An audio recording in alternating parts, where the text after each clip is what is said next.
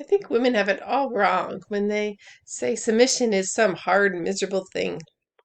Even in a great movie like War Room, the women sit around and bemoan it's hard to be a woman because she has to submit to her husband.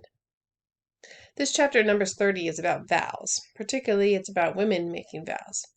A vow is a promise to God. We can use Hannah as an example. She prayed to God and she said that she would dedicate the child to the temple if the Lord gave her a son.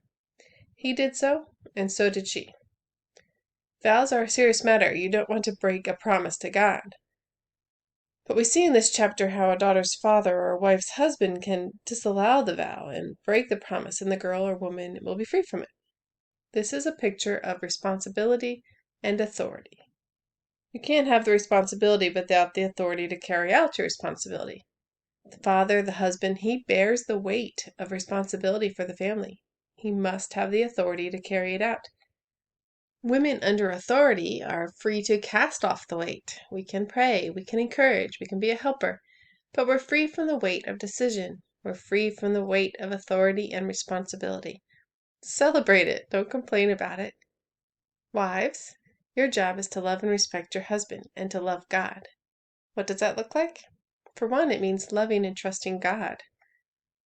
Know that God is your provider, so you never complain about your husband not being your God and providing for you. Know that God forgave your sins and holds no debt over you, so you never see your husband as owing you something.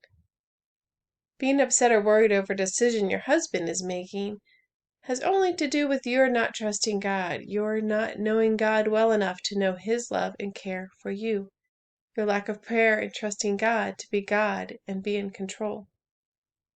If you are impatient with your husband, you don't lack patience, you're not loving him.